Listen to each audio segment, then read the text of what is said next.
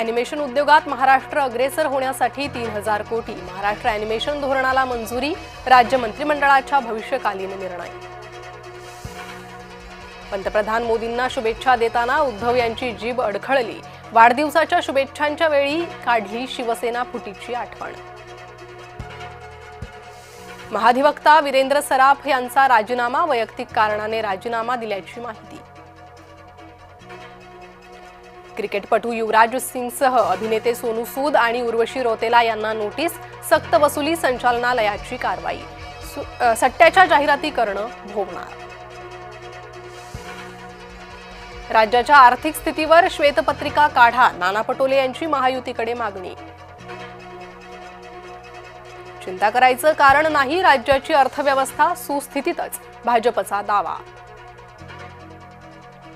आता 20 वर्ष जुनी वाहनं चालवता येणार, केंद्रानं मोटार वाहन कायद्यात केले बदल।